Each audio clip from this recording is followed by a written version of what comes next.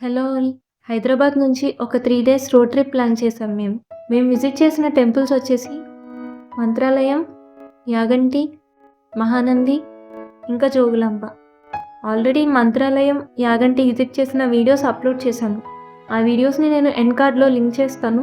ఒకవేళ మిస్ అయితే తర్వాత తప్పకుండా చూడండి.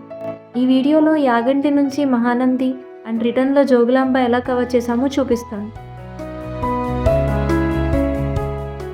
లాస్ట్ వీడియోలో మేము మహానందికి వెళ్ళే దారిలో బనగానపల్లిలో ఆగి బ్రహ్మంగారు అండ్ ఆయన చరిత్రకి సంబంధించిన ఒక ప్లేస్‌ని విజిట్ చేశాం.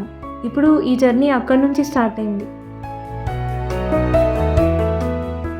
యాగంటి నుంచి మహానంది 62 కిలోమీటర్స్ ఉంటుంది. రెండూ నంద్యాల డిస్ట్రిక్ట్‌లోనే ఉన్నాయి. ఇప్పటి వరకు ఉన్న రోడ్ జర్నీలో ఈ యాగంటి టు మహానంది మాత్రం నెక్స్ట్ లెవెల్ ఉంటుంది. ఎటు చూసినా ఫుల్ గ్రీనరీ, కొండలు, మొత్తం ఫారెస్ట్ ఏరియా. నాకు ఈ ఎంటైర్ ట్రిప్‌లో ఈ రోడ్ జర్నీ మాత్రం చాలా నచ్చింది. ట్రిప్ ప్లాన్ చేస్తున్నప్పుడు అనుకున్నాం, ఫస్ట్ టైం ఇంత లాంగ్ డ్రైవ్ ప్లాన్ చేస్తున్నాం కదా!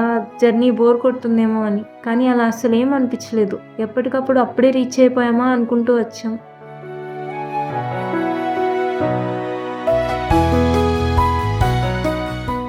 ఈ దారిలో చాలా మిర్చి తోటలున్నాయి. ఒక పాయింట్‌లో ఎవరూ లేని ప్లేస్‌లో కార్ ఆపి కొన్ని మిరపకాయలు తెంచుకున్నా. అసలు అలా దిగిన వెంటనే మిర్చి ఘాటు భలే తగిలింది. నేను మిరపకాయ తోటలోకి ఫస్ట్ టైం వెళ్ళడం. ఎన్నో కాదులే, కొన్ని తీసుకున్నా.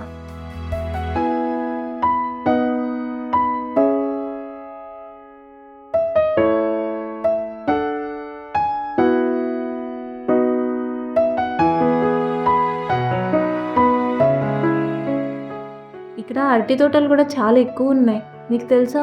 మహానందిలో అరటిపళ్ళు చాలా ఫేమస్ అంట. అవి కూడా తీసుకోవాలనుకున్నాం వెళ్ళేటప్పుడు.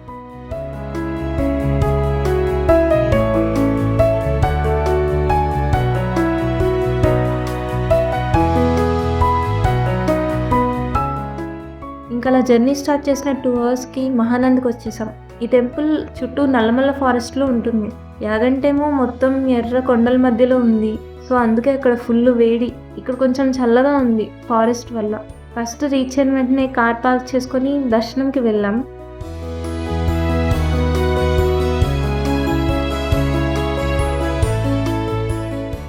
అక్కడ వాళ్ళు దర్శనం కాసేపు ఆపేయబోతున్నారు, త్వరగా వెళ్ళాలి అనంటే పెయిడ్ దర్శనం తీసుకొని వెళ్ళిపోయాం. ఈ టెంపుల్‌లో కొంచెం స్ట్రిక్ట్‌గానే ఉంది. ఎలక్ట్రానిక్స్ అయితే లోపలికి అలో చేయట్లేదు. టెంపుల్ లోపల ఎలా ఉంటుందంటే ఎంటర్ అవ్వగానే 2 కొలనులుంటాయి అటు ఇటు. అసలు వాటర్ చాలా ఫ్రెష్‌గా ఉన్నాయి. లేడీస్‌కి, జెంట్స్‌కి సెపరేట్ ఉంటుంది. అందరూ అక్కడే స్నానాలు చేస్తున్నారు. నెక్స్ట్ అక్కడి నుంచి లోపలికెళ్ళిన తర్వాత అసలు పుష్కరిణి ఉంటుంది. అక్కడ వాటర్ ఎంత క్లియర్‌గా ఉన్నాయంటే అసలు మనం ఒక కాయిన్ వేసినా కూడా క్రిస్టల్ క్లియర్‌గా కనిపిస్తుంది. అంత క్లీన్ అండ్ క్లియర్‌గా ఉన్నాయి. అసలు మహానందిలో మెయిన్ ఇదే ఫేమస్. ఇక్కడ ఉన్న నంది నోట్లో నుంచి వాటర్ వస్తూ ఉంటాయి. యాక్చువల్‌గా ఒకప్పుడు ఈ లోపల ఉన్న కోనేరులోనే స్నానం చేసేవారంట. కానీ ఇప్పుడు అది క్లోజ్ చేశారు. లోపల ఉన్న పుష్కరిణిలో నుంచి బయట ఉన్న ఆ 2 కొలనులోకి వాటర్ వస్తూ ఉంటాయి. సో, ఇంకా అక్కడే స్నానాలు చేస్తున్నారు అందరూ. లోపలికి వెళ్ళి మంచిగా దర్శనం చేసుకున్నాం. ఈ టెంపుల్ హిస్టరీ ఇక్కడున్న సింహద్వారం పైన మనం చూడొచ్చు. అండ్ ఇంకో స్టోరీ కూడా ఉంది. అదేంటంటే నంది ఇక్కడ శివునికి తపస్సు చేసి తనని ఆయన వాహనంగా చేసుకోమని కోరిందట. సో, అందుకే దీనికి మహానంది అనే పేరొచ్చింది. అండ్ మహానందిలో నవనందుల టెంపుల్స్ ఉన్నాయి. ఇక్కడ వచ్చిన వారు అవి కూడా దర్శనం చేసుకుంటారు. అవి మహానందికి అరౌండ్ 15 కిలోమీటర్స్ డిస్టెన్స్‌లో ఉన్నాయి. మేమైతే వెళ్ళలేదు. అప్పటికి చాలా లేట్ అయిపోయింది. ఇంకా బయటకొచ్చి డిన్నర్ కంప్లీట్ చేసుకున్నాం.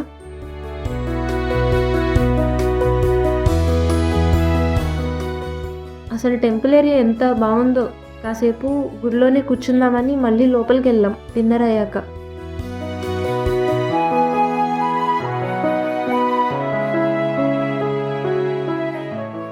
మళ్ళీ ఎప్పుడొస్తామో ఏమో అని ఈసారి మళ్ళీ స్పర్శదర్శనం చేసుకుందామని వెళ్ళా. స్పర్శదర్శనం చేసుకుంటే గానీ తెలియలేదు.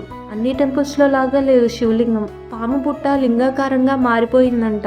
సేమ్ అలానే ఉంది. ఆ లింగం మధ్యలో ఆల్మోస్ట్ ఎల్బో టచ్ అయ్యే వరకు లోతుంది. అసలు పుష్కరంలోని నీరు ఆ లింగంలో నుంచే పుడుతుందంట. చాలా బాగా అనిపించింది స్పర్శదర్శనం చేసుకున్నాక. ఇంకా కాసేపు అక్కడే టెంపుల్ ఏరియాలోనే కూర్చున్నాం. చాలా చల్లగా ఉంది ఇక్కడ వెదర్ అయితే. వర్షం పడుతుందేమో అనిపించింది. ఇంకా నైట్‌కి అక్కడే స్టేకి ఏదో ఒక రూమ్ తీసుకున్నాం. చాలా యావరేజ్‌గా ఉన్నాయి ఇక్కడ హోటల్స్ అయితే. మేమున్న రూమ్ అంత బాలేదు కానీ రూమ్ బయట నుంచి మార్నింగ్ వ్యూస్ అయితే చాలా బాగున్నాయి. ఇంకా నైట్ అక్కడే రెస్ట్ తీసుకుని next day morning room checkout చేసాం. ఆన్ ద వేలో మేము జోగులాంబ టెంపుల్ స్టాప్ పెట్టుకున్నాం. సో మహానందిలో అరౌండ్ 7కి అలా స్టార్ట్ అయ్యాం. యాక్చువల్గా చాలామంది యాగంటి, మహానంది వెళ్ళే వాళ్ళు అహోబిలం కూడా కవర్ చేసుకుంటారు. మహానంది నుంచి అహోబిలం ఒక 70 కిలోమీటర్స్ ఉంటుంది. 2 అవర్స్లో వెళ్ళిపోవచ్చు. ప్లాన్ చేసుకుంటే 3 ఒక రోజులో అయిపోతాయి. కానీ మేము అహోబిలంకి కొంచెం లీజర్గా ఒక ఫుల్ డే ఇక్కడే ఉండేలాగా ప్లాన్ చేసుకున్నామని ఇంకా ఆగిపోయాం. ఎర్లియర్ చెప్పినట్టు మహానందిలో అరటిపళ్ళు ఫేమస్ కదా. సో ఒక దగ్గర ఆగి డైరెక్ట్గా తోటలో నుంచి కొన్ని కొనుక్కున్నాం. అసలు చాలా తక్కువకే వచ్చాయని చెప్పాలి.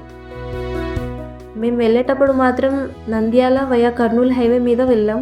ఈ మొత్తం ట్రిప్లో మేము ఇప్పుడే హైవే టచ్ చేసాం. హైదరాబాద్ నుంచి అయితే జోగులాంబ 2 to 3 అవర్స్లో వెళ్ళొచ్చు. ఈ టెంపుల్కి ఎప్పటి నుంచో వెళ్ళాలి అని అనుకున్నాం, కానీ ప్లానింగ్ సెట్ కాలేదు.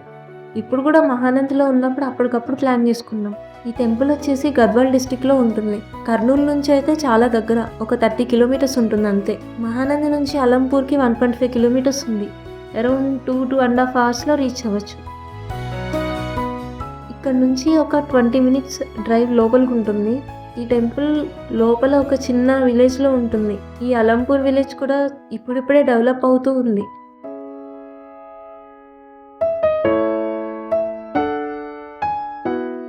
మేము అలంపూర్ రీచ్ అయ్యేపాటికి ఆఫ్టర్నూన్ 11 అయింది. ఈ టెంపుల్కి 2 పార్కింగ్స్ ఉన్నాయి. అమ్మవారి టెంపుల్ దగ్గరలో ఒక పార్కింగ్ ఉంటుంది, రివర్ సైడ్ అనమాట. మేము వెళ్ళిన టైంకి రష్ ఎక్కువ ఉంది, అందుకే వేరే సైడ్ పార్క్ చేసుకున్నాం. ఈ సైడ్ నుంచి అయితే ఫస్ట్ బాలబ్రహ్మేశ్వర స్వామి టెంపుల్ ఉంటుంది. ఇక్కడ బ్రహ్మదేవుడు తన పవర్స్ అన్నీ పోయి శివుడికి తపస్సు చేశారు. అప్పుడు ఆయన 9 రూపాయల దర్శనం ఇచ్చారు. వాటిల్లో ఒకటి ఈ టెంపుల్. మిగిలినవి టెంపుల్ చుట్టుపక్కలే ఉన్నాయి, కానీ వాటిని డిస్ట్రాయ్ చేశారు. అవి టెంపుల్స్లోనే ఉన్నాయి కానీ పూజలు చేయలేదు. అవి అమ్మవారి దర్శనం అయ్యాక చూపిస్తాను. యాక్చువల్గా ఈ టెంపుల్ రెనోవేట్ చేసి 2005లో అమ్మవారిని ఇప్పుడున్న టెంపుల్లో ప్రతిష్ఠించారు. అంతకు ముందు వరకు కూడా ఈ బాలబ్రహ్మేశ్వర స్వామి టెంపుల్లోనే ఉంచారంట. ఈ జోగులాంబ అమ్మవారు 18 శక్తిపీఠాల్లో 5వ శక్తిపీఠం. దీన్ని దక్షిణ కాశీ అని కూడా అంటారు. ఇక్కడ సతీదేవి అప్పత్తికి పడిందని చెప్తారు. ఇక్కడ అమ్మవారు చూడటానికి ఇలా కనిపిస్తారు. ఇయర్లీ ఒక రోజు, అది వసంత పంచమి రోజు మాత్రమే నిజరూప దర్శనం ఉంటుందంట. మిగిలిన రోజుల్లో ఇలా అలంకారం చేసి చూపిస్తారు. మా దర్శనం చాలా బాగా జరిగింది. ఒక 30 మినిట్స్ పట్టింది. దర్శనం అయ్యాక ఇంకా అలా బయటకు వచ్చి చుట్టుపక్కల ఉన్న చిన్న చిన్న టెంపుల్స్ని విజిట్ చేశాం. ఇందాక చెప్పిన నవబ్రహ్మ టెంపుల్స్ ఇక్కడే ఉన్నాయి. ఈ అన్నిటిల్లో బాలబ్రహ్మ టెంపుల్లో తప్ప బయట ఉన్న ఏ టెంపుల్లో కూడా పూజలే జరగవు. ఇక్కడ ఉన్న ప్రతి టెంపుల్ని డిస్ట్రాయ్ చేశారు మొత్తం.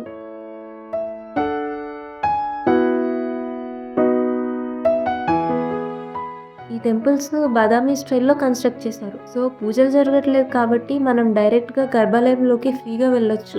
జనరల్గా మనం అంత దగ్గరికి వెళ్ళం, కానీ అలా లోపలికి వెళ్ళి దర్శించుకుంటే చాలా డిఫరెంట్ ఫీల్ వచ్చింది. ఎంతైనా ఒకప్పుడు ఇది కూడా పూజలు అందుకున్న టెంపుల్సే.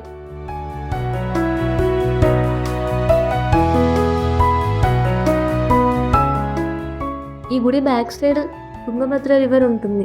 టెంపుల్కి ఒక సైడ్లో ఇక్కడ కొన్ని స్టెప్స్ ఉన్నాయి.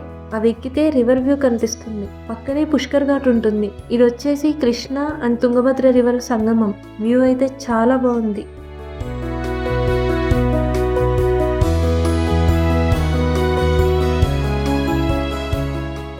ఇంకా ఇక్కడితో టెంపుల్లో చూడాల్సినవి కంప్లీట్ అయ్యాయి. ప్రసాదాలు తీసుకొని ఇంకా మేము హైదరాబాద్కి రిటర్న్ అయ్యాం. మధ్యలో ఎక్కడో ఏదో ఒక రెస్టారెంట్లో ఆగి లంచ్ చేసాం. ఈవినింగ్ 4 కల్లా ఇంటికి రీచ్ అయిపోయాం. ఈ జర్నీ చాలా రిలాక్స్గా జరిగింది. ఒక 3 days లాంగ్ వీకెండ్ ఉంటే మాత్రం పెద్ద ప్లానింగ్ లేకుండా ఈజీగా కవర్ చేసి రావచ్చు. మా ఈ ట్రిప్ బడ్జెట్ వచ్చేసి అరౌండ్ 13K మధ్యలో అయింది. ఫుడ్, స్టేస్, పెట్రోల్ అన్నీ కలిపి. ఇది మా 3 days రోడ్ ట్రిప్. ఈ ట్రిప్లో రోడ్ జర్నీ బెస్ట్ పార్ట్ అని చెప్పాలి. ప్రతి టెంపుల్లో దర్శనం కన్నా అక్కడ కలిగిన ఫీలింగ్ చాలా స్పెషల్ అనిపించింది. ప్రతి విజిట్ మళ్ళీ ఈసారి కూడా వచ్చే ప్లాన్ చేసుకుందామనే అనిపించింది. ఈ ట్రిప్ మాకు మెమరీస్ కాదు, ఒక పీస్ఫుల్ ఎక్స్పీరియన్స్ ఇచ్చింది. Thanks for watching.